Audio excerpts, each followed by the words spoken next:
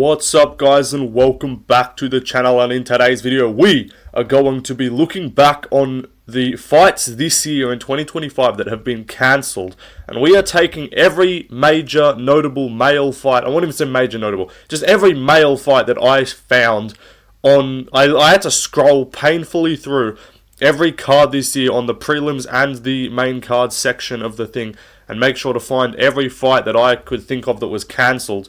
And we're going to be putting them all on a tier list. We won't be putting the fights on here that have been since rebooked and already happened. We will be putting the fights that have since been rebooked, but the ones that have already happened, it's like, what's the point? We're talking about the fights that we missed out on getting, or that we haven't seen just of yet. And this is especially relevant because just announced new main events for this weekend: Tyra versus Hyung-Sung Park, Amir Albazi pulling out with injury, and also Hyung-Sung Park now leaving Steve Erceg without an opponent. There's been several other major cancellations this year and a bunch of other minor ones. It's almost just like a given thing. Like, you see a 14 fight card, you know that's going to be like a 12 fight or 11 fight card by fight time. Like, I don't think there's been like any fucking card where it's just the entire card has just never changed. It's just stayed the same. Like, I can't remember one, honestly. Anyway though, let's get into it, and as you can see, 6 tiers. We're gonna cover 48 different fights. We're gonna have 8 different fights in each tier. Some of them are going to be varying levels because I just want the tiers to be even, you know. So anyway, let's get into it. So we're going to start off with the main event that was supposed to be taking place this weekend: Amir Albazi versus Tyra. Amir Albazi, you know, typical rat behavior, screwing rat. Where's he going though? Yeah, boy, shit his jocks. Amir Albazi's just shit his jocks. He's scared. He's running.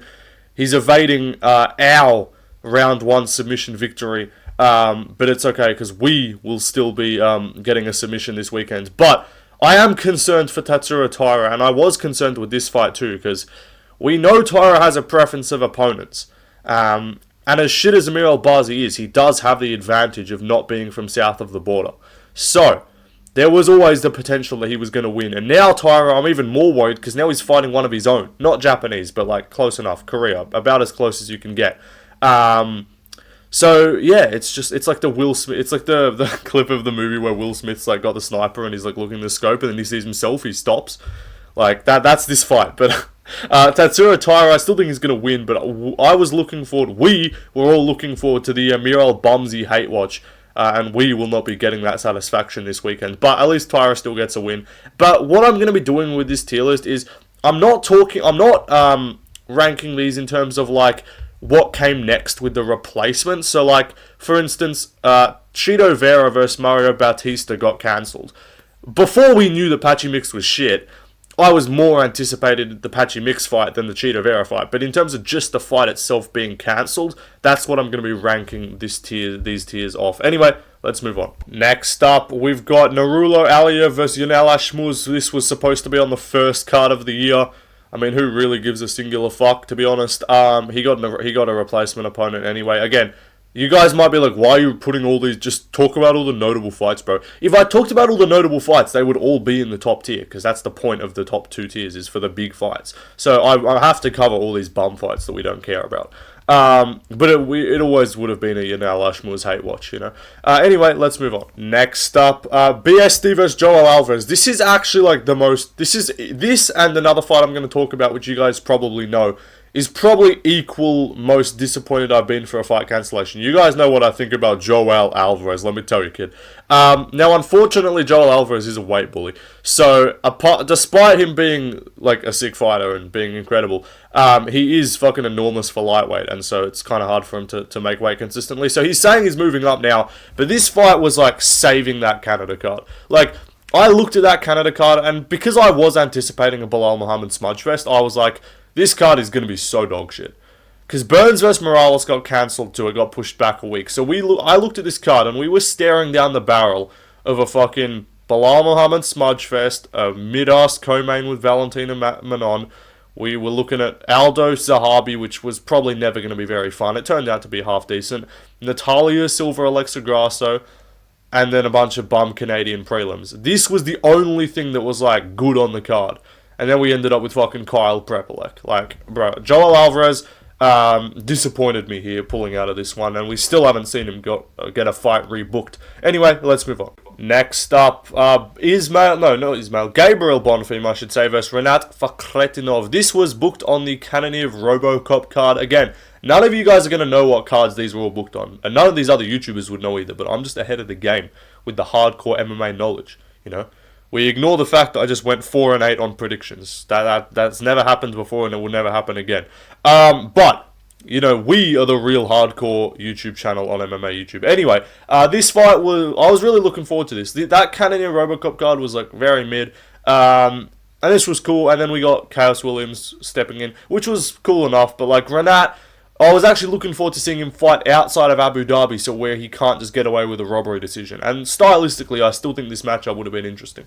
Anyway, let's move on. Next up, I can't even fucking see with my eyes. I think that's Cody Haden versus Alexandre Taporia. These images are so small on my screen. We need glasses, but Cody Haden, Alexandre Taporia. I'm going to move this up in a bit, I think, because I'm recording this after doing the tiers, whatever. Don't ask why, I'm retarded. I can't edit shit properly. But I was actually really looking forward to this. Like, 312 actively took a hit with this. Like, 312 was a fucking dismal card. Ended up with Colby Thickness, bro. Like, Colby Thickness, you know, great fighter. But this was Haddon's really good. And I was like, damn, that's actually a good matchup. You know, Haddon, actual good Australian fighter versus Taporia's brother. Like, this was hype. Like, Taporia Thickness ended up probably being, like, the third most anticipated fight on the card behind the main and co-main, honestly, just from name value for Taporia. But yeah, that's definitely a disappointing cancellation. Anyway, let's move on. Next up, bum fight, Christopher Yu Jackson-McVey. This was literally just a fucking LFA fight that somehow ended up on International Fight Week. Because this shit pisses me off about the UFC. Like, the UFC will scramble to fucking find a replacement opponent for Jackson-McVey when Cedricus Dumas gets pulled from his fight for not being able to get his ankle monitor off. Like, that's an insane I need to do a craziest cancellations reasons, like craziest fight cancellation reasons, because there's a few other crazy ones. But yeah, like what? And then we're let Jackson and McVey, unranked bum fighter who only got put in the not even like no UFC fights, not even off Contender Series or Tough or anything, just a regional guy who they just wanted to fill a spot on International Fight Week, so they just set up Cedricus Dumas versus fucking Jackson McVey. Dumas pulls out, and we're just desperate to get a replacement. Like, dude, this shit was retarded. And you were missed by 10 pounds, which is why the fight got cancelled.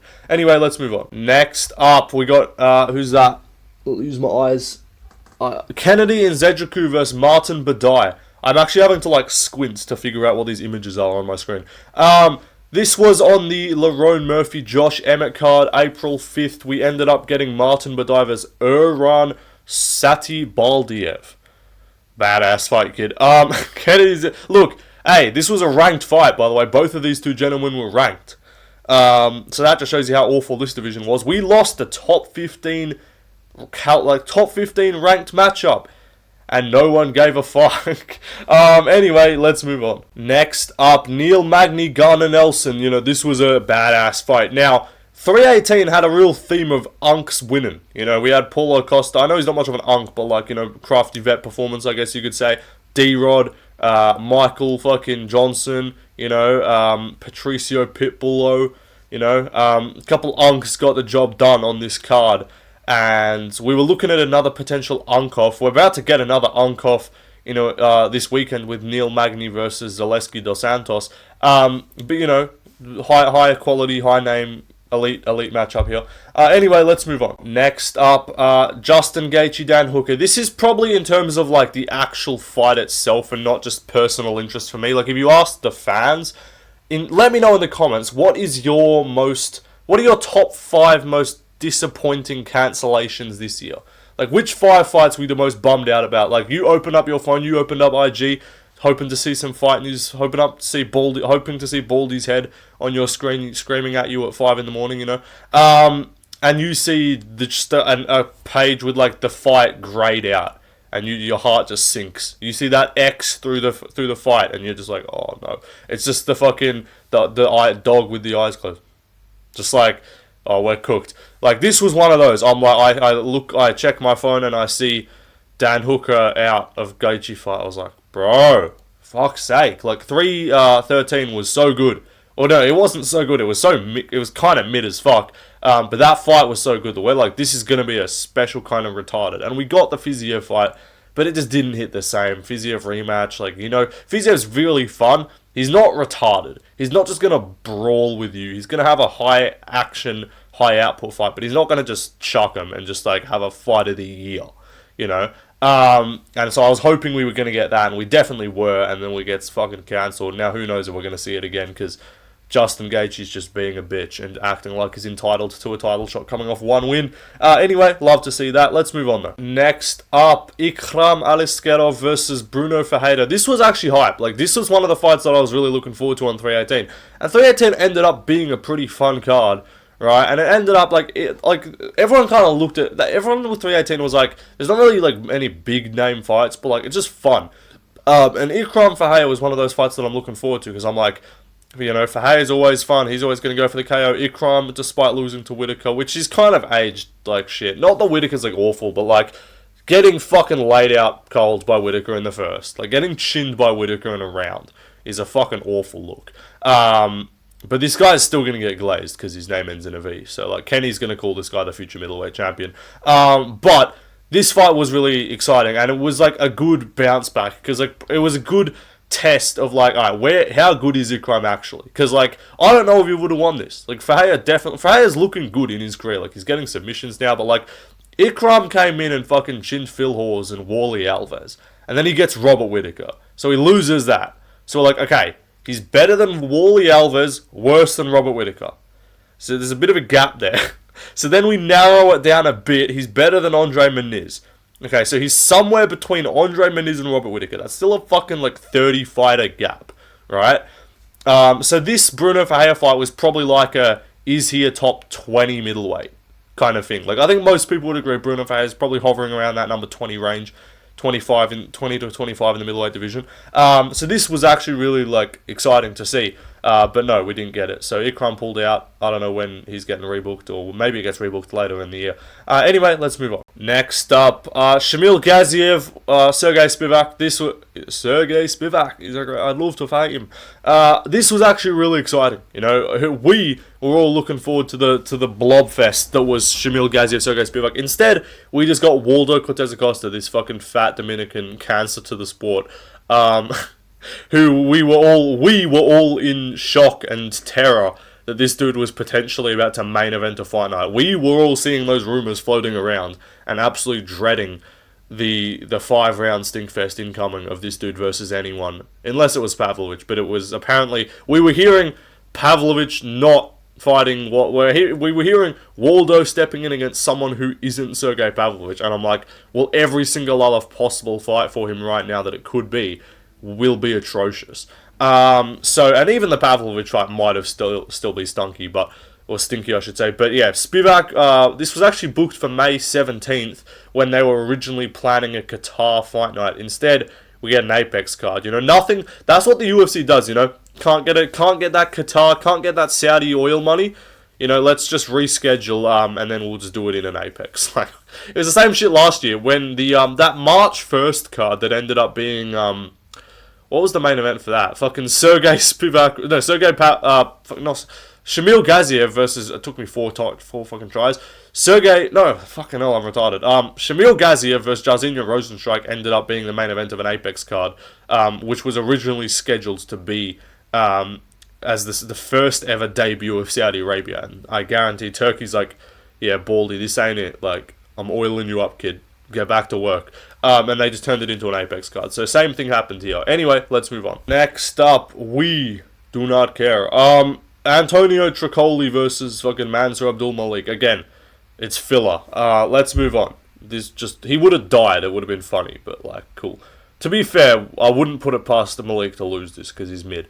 Anyway, let's move on. Next up, this is the fight I'm talking about. Torres Finney versus Asma Beakov was legitimately like my most anticipated fight of the year.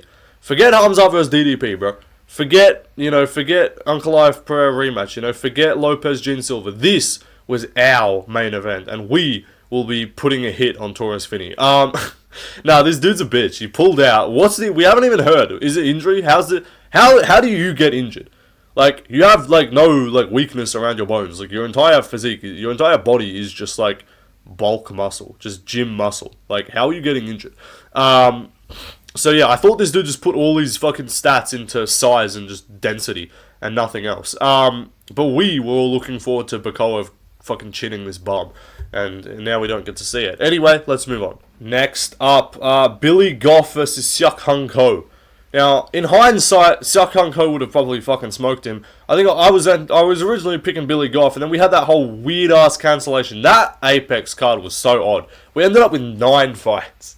I'll talk about a bunch of other fights on that card, but just to preview, that card originally had Andreas Gustafsson versus Jeremiah Wells. It originally had Ramiz Brahimaj versus Oban Elliott. It originally had Seok Hung Ko versus Billy Goff. And it originally had Balagioki versus Mark Almaderos. None of those fights ended up happening. We got Gustafsson versus Giles booked instead. That fight didn't even end up happening at all. Medeiros pulled out, or got pulled, and 3 weeks later, Oki ends up fighting Michael as well. What else the fuck happened? Brahimaj ends up fighting Billy Goff. And then Seok Hung Ko and Oban Elliott both just get pushed back. So that fight, there's effectively a fight cancelled there. And then Macy Barber, Aaron Blanchfield, which won't be featured on this video because none of the women's fights are featured here. But yeah, that card was an absolute fucking mess. Anyway, let's move on. Next up, we've got Quay Fernandez versus Jared Gordon, I believe that is. That's the fight there. Now, and we ended up getting, I think Quay Fernandez actually pulled out, weirdly enough, and ends up fighting a month later in London. Ends up fighting, like, before Jared Gordon, I'm pretty sure. So, this was weird. Because it was Fernandez who's the one who pulled out with apparently injury. We ended up getting a Jared Gordon replacement, fucking Maheshar Ruzaboa or some shit. Ruzaboa's brother or something.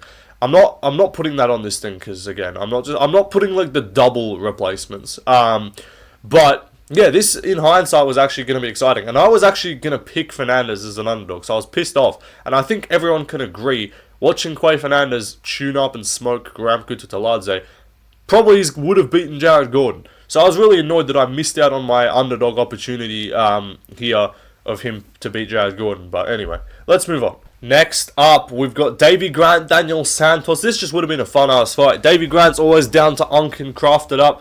And Daniel Santos is always a high output, high excitement fighter. So this just would have been a good fight on the feet. I really need to skim through some of these because I'm recording this at 2 a.m. and I'm not trying to fucking make this an hour-long video. Anyway, let's move on. Next up, another bum fight. This was the original booking, was JacksonMcVey, Dricus Dumas. There's something to this that's kind of funnier because I really wanted to see Dumas get chinned again because he's a fucking absolute disgrace to society. Don't know why he's still signed. I genuinely think the UFC is just keeping him around for headlines anytime he fights. Like, literal felon is booked to fight this weekend. Tune in. It's like, alright, bro. Anyway, though, let's move on. Robert Font, Dominic Cruz. Now, the fight itself is not particularly entertaining, but I was looking forward to seeing Dominic Cruz actually retire in a proper way. Because, like, this year, we've seen, you know, they've given out the retirement full promo package for Anthony Smith, you know, so we know how much they treat their legends of the sport. So I don't even know if Dominic Cruz had actually informed them it was going to be his last fight. I think he did. I think this was, like, officially, like, Cruz had effectively been in, like, a random once every year and a half kind of guy post, like, 2020, honestly. Post Cejudo loss. Post, like, the Casey Kenny fight and when he fought Munoz after that. Like, after that, it was just, like, the Cheeto fight, like, a year later, and then he just didn't fight. So we kind of were just like, he's doing his desk shit, he doesn't really care. But I was looking forward to seeing one last Cruz fight, and against Font as well. Would have been fun, both unks, you know. I think Cruz would have lost pretty clearly, because he doesn't fucking fight anymore, basically. But, still, I'm disappointed we didn't get to see Cruz go out properly. Anyway, let's move on. Next up, we've got Asma Beakov, Yusri Belgarui. Now, this has just been rebooked. I just saw it's been rebooked for October 18th in Canada, which actually pisses me off. Because, like, I was okay with this as a short notice replacement, right? I'm like, alright, we still get to see Beakov, he'll chin Yusri, it'll be cool. But it's like, Beakov, after his last 2 wins, like, he's beat Zach Reese and Ryan Loader. Like, not high, like, top 40 middleweights, but, like, you feel like we're giving him a step up now. You know, he's not some really young prospect that needs to be taken care of and slowballed. Like, we could have given him a fucking Meniz. We could have given him, like, a fucking Tavares or some shit. We could have given him a GM3. Like, we could have given him one of these guys, right? And it's like, nah. And that's it. I'm talking about as in, if they're just like, okay, you're off the card, we can't find a replacement. Which I swear to God, I refuse to. They have signed, bro, they signed Zachary Scroggin. Like, if Zachary Scroggin can call himself a former UFC fighter technically and not be lying, then there is no excuse that with a week's notice you couldn't have found a replacement. This is not 3 days. They've found replacement opponents in 3 days, by the way. They've done catchweight regional, like literal regional bum fights on like 2 days notice. But we can't get a guy for Beakov who's actually a hyped up prospect. We can't get anyone for him on a week's notice. Like, just pisses me off. And it's not like, oh, we did one rebooking, that fell through, it's done. Like, they've done like 3 rebookings. Like, Gustafson's had like 4 different Gustafson has literally been booked for like 6 fights this year and fought once. So like, if they clearly like can do it, they just decide who they care about and who they don't.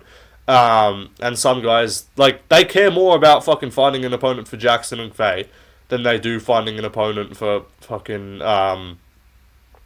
for what's it called, Beakov. So like, I swear they could have found some bum. Even they could have still got a guy on the roster. Like, you're telling me you can't just get fucking what's the kid's name? Like Dusko Todorovic or something. They've just booked him versus Jose Medino on the fucking Noche card, which is a disgrace that those two are still signed. But like, we could have found either a bum UFC fighter or just some literal regional can, and it's just a Beakov KO. Like, I would have rather that than see him wait out 2 months to fight a guy, or 2 and a bit months, 3 months, to fight Yusri Belgarui, who's not even signed to the UFC and wasn't even signed off Contender. So like, I don't get it. And people are gonna glaze Belgarui and be like, bro, he fought Pereira, bro. Glory Kickboxer has actually become the most overly glazed fucking accolade besides, like, collision wrestler, bro. Like, those 2 things, let me know in the comments. This is a side rant, not even about the fight. Like, the fight was cool, but college wrestler, what's a more overglazed, overhyped accolade?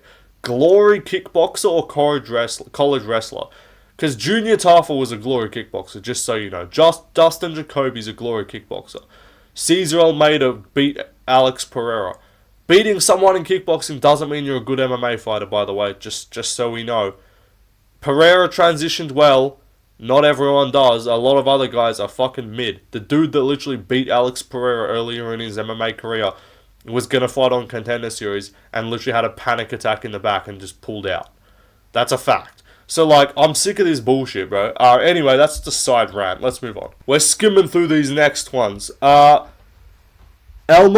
versus Temerov. I just had to make sure my eyes weren't deceiving me. Yeah, I was looking forward to this shit, bro. Like, the Ochoa replacement was cool, but there was something more to, like, this fight on short notice.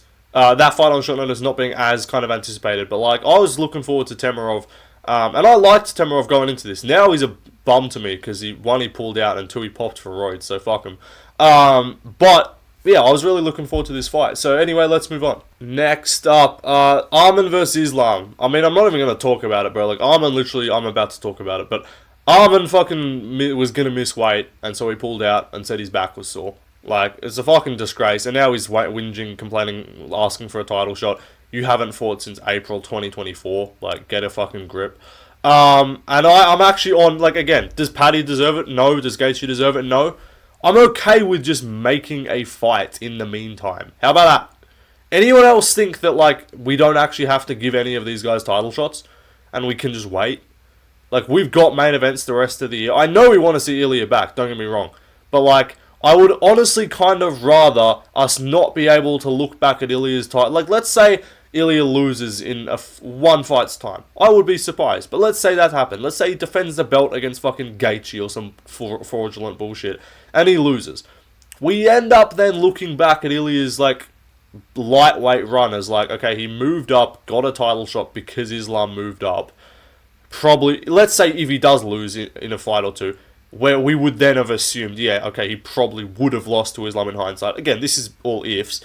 And then it's like, okay, so he got a win over Charles and was a lightweight champion based off Islam moving up. Similar sort of to Volk getting the belt back after Ilya moved up. And then his first title defense was fucking Gaethje. Or his first title defense was Paddy. If he beats Arman, thing is, even though Arman won't really deserve it, he's still more deserving in terms of the resume.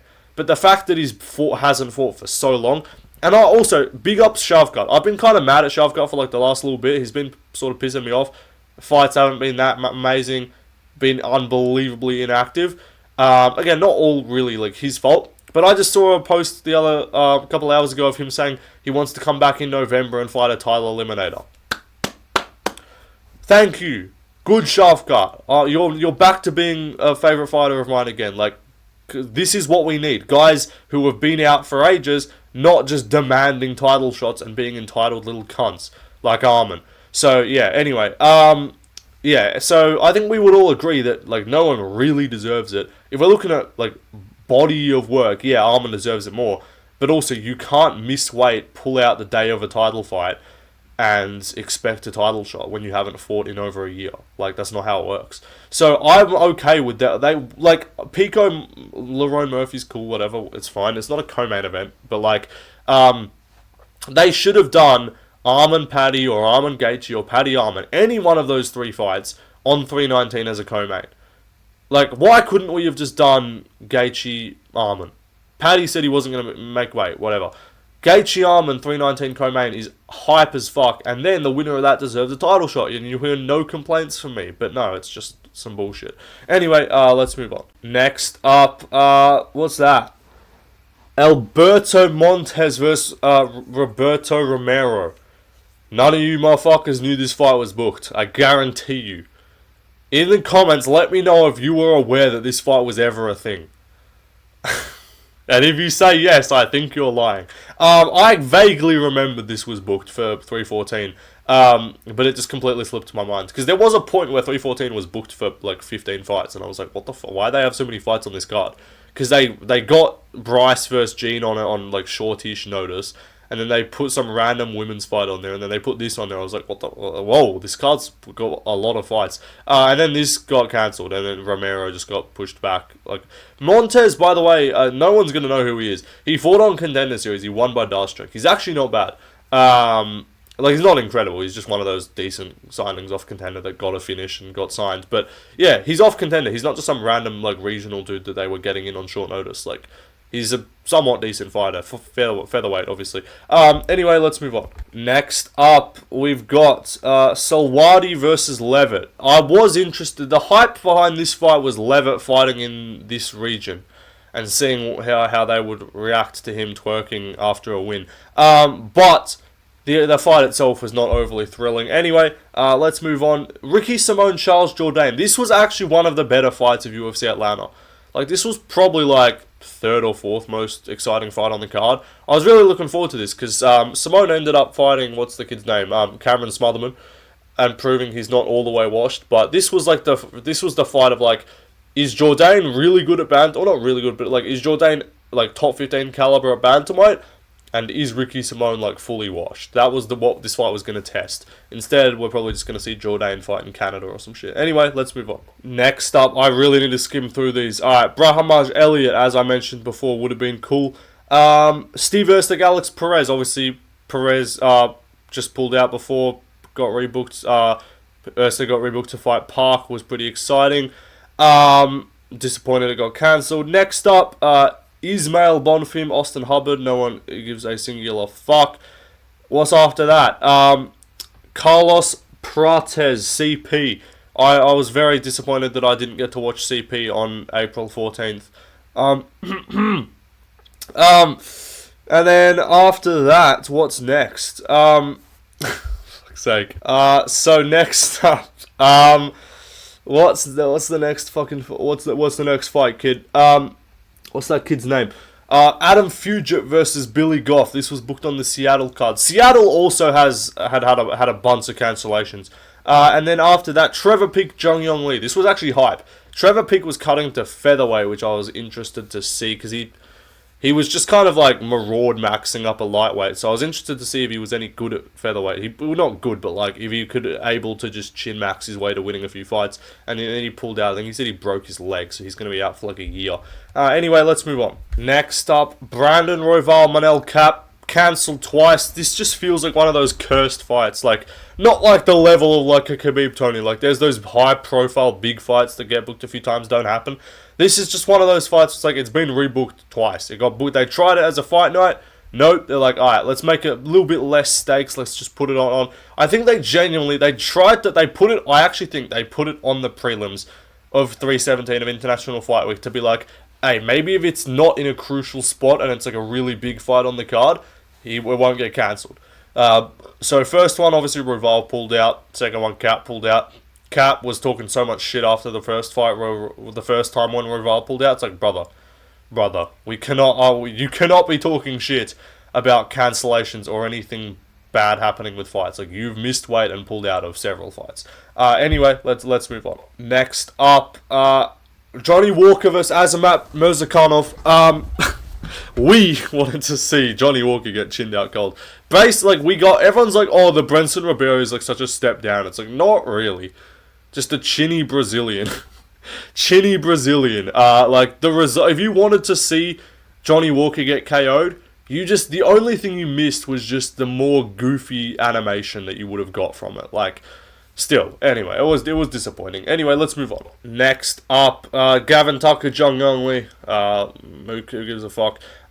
Next up, John Castaneda, Douglas Silva de Andrade. Again, could not care less. What's this fight? I can't fucking see. I think that's Hyung Sung Park versus Naim Jargal Tumen Dembarel, which was booked on short notice for UFC 312. Got cancelled. Anyway, the fight after that is Chito Vera versus Mario Bautista.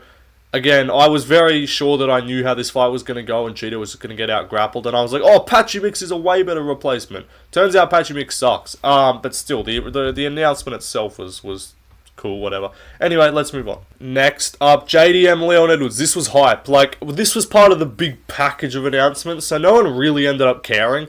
Like, no one ended up being disappointed because we ended up getting JDM title fight. We ended up getting a quick replacement. But just the fight itself, if we're talking about what we missed out on, I was actually intrigued by this. And I know everyone's like, yeah, JDM would absolutely have fucking slumped him out cold.